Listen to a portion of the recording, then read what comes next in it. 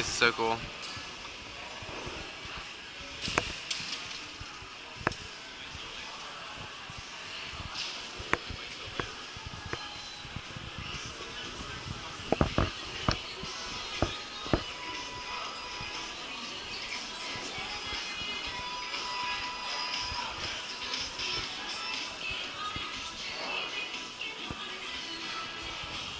Look at that interesting shape.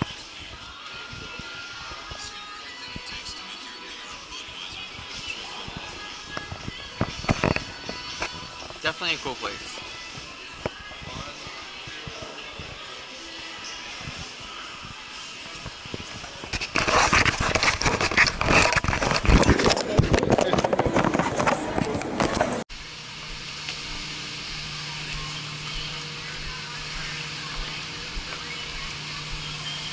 Oh my gosh, look at the size of this thing. Oh.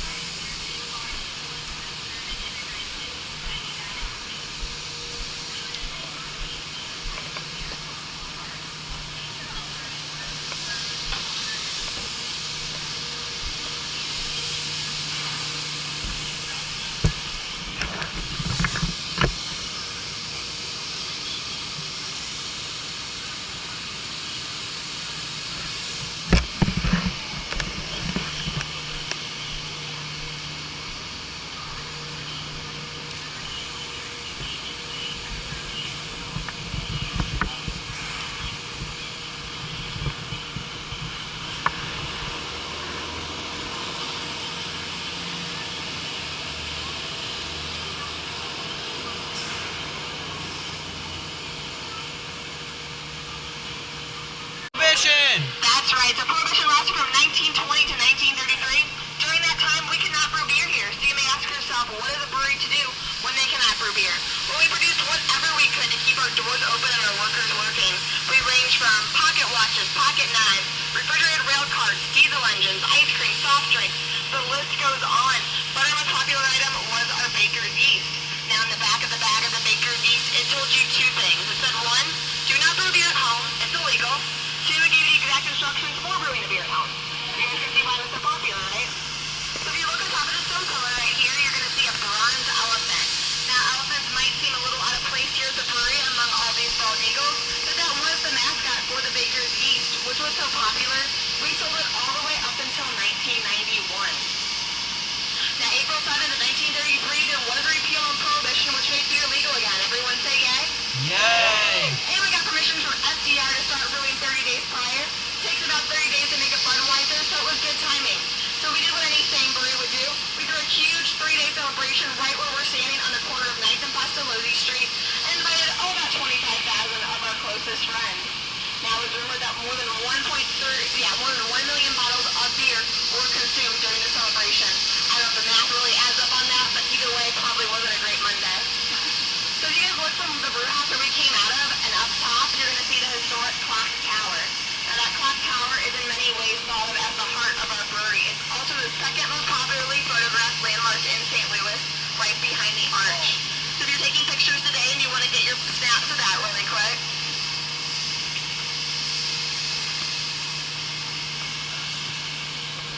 Now, right across the street, we got the oldest building on our brewery grounds. So that 3-story red brick building you see right there, that is the Old Lion Schoolhouse. So that was built in 1868 and originally used as a schoolhouse. As children of the neighborhood, the Busch family did go to the school. But in 1907, they decided, hey, not the greatest idea to have a working brewery and a working schoolhouse right next door to each other. Teachers were coming back after recess, kids were learning their ABCs. So they went ahead, they auctioned it off, and the brewery bought it. So we used it as our main corporate office all the way up until 1982. Now, in 1982, a little product called Bud Light came out, which was so popular it forced us to expand to that building. You can see the corner of it with that black smokestack coming off. That's our main corporate office today. But today we use that Old Lion Schoolhouse as a history museum. All right, guys, I got good news and bad news. What would you like first? Bad.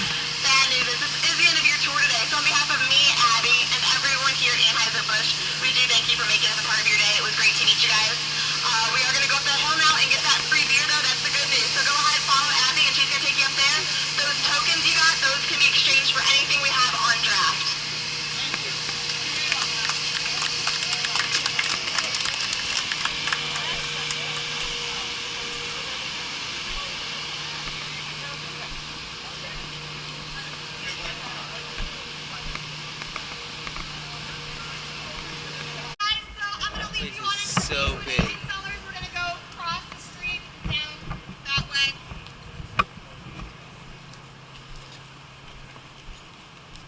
that delivers beer to the distillery, to the restaurant.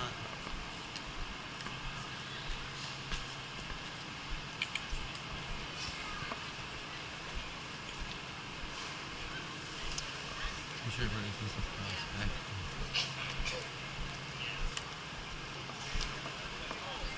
Whoa. Whoa. After this, you can put this to our end and beer. You want to see where the lights are? Yeah, we got a nice little hopefully how they got them set up.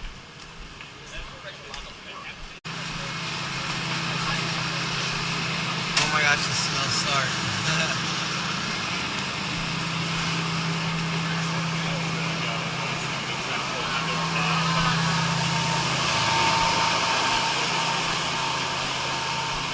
Oh my god. Yeah, it's cold in here.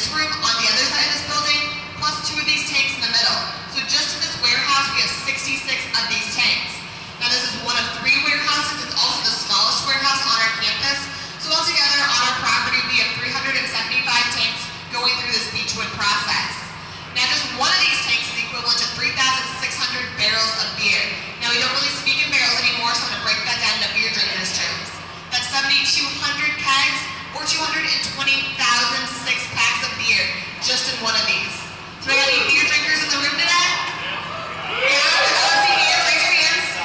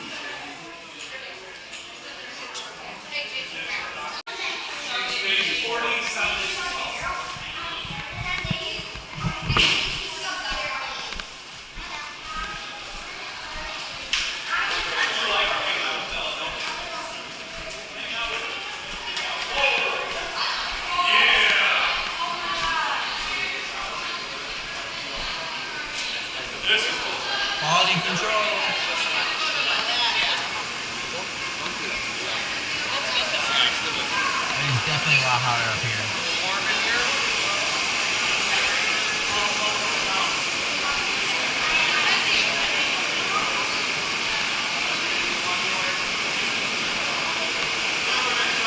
Where's our tour?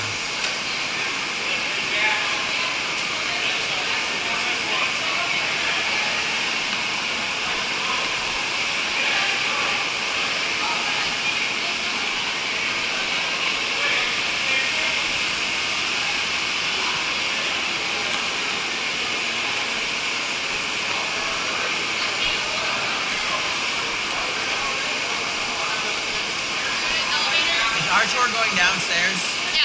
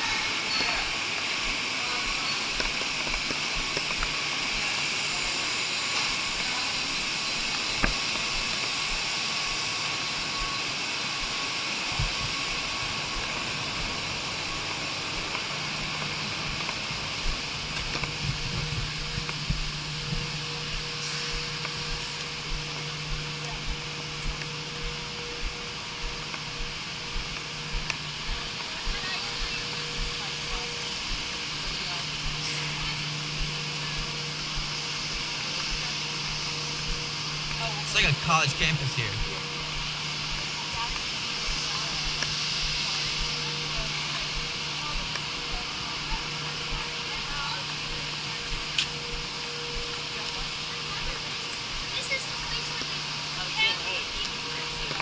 Alright, guys. Heading to the beer garden.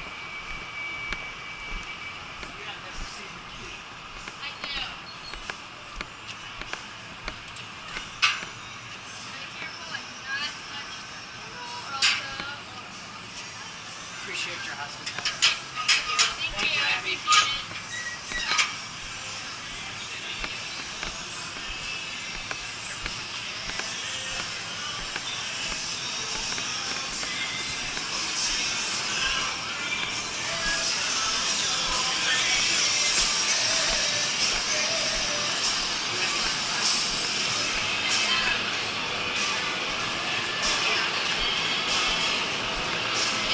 Excuse me, quick question. If I drop my coin on the trip, but I didn't want to get beer, I just want to get a soda, would that be possible? Yeah, they'll help you with there. Okay, okay. Thank you. Okay.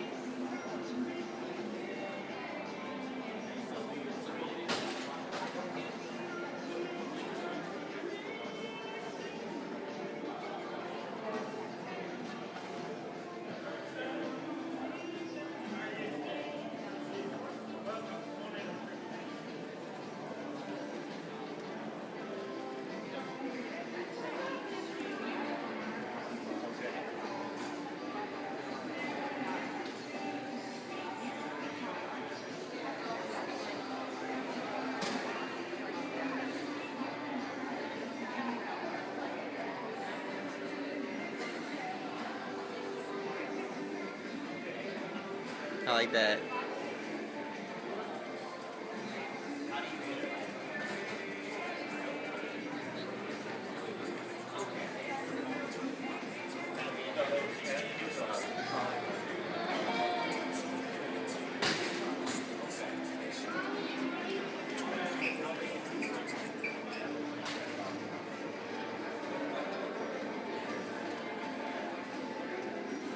Hang 20.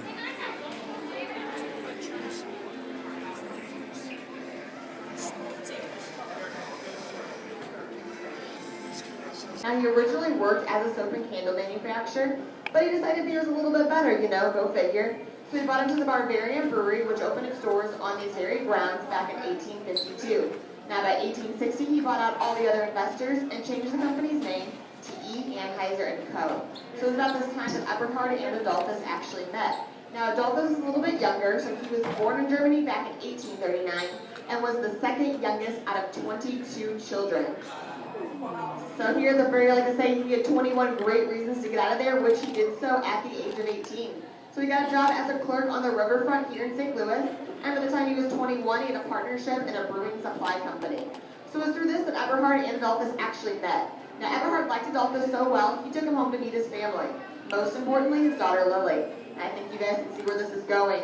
So eyes met, sparks flew, the two texted all summer, and by 1861, they were married, giving us that very first Aneiser Busch connection. Now, Adolphus did go to work for his father-in-law, eventually becoming a partner in the company. Now, it is important to note that at this time, there was no such thing as a national brand of beer. There were only local brews. So if you want a St. Louis-style beer, you had to come to St. Louis. Now, Adolphus didn't like this very much, so he got together with his friend Carl Conrad, and the two created an American-style lager. Maybe you've heard of it, Budweiser. So popular, it became our company's flagship brand and still is to this day. Now, in 1879, we did undergo one last company name change to Aneiser Busch Brewing Association to recognize all the efforts of Adolphus.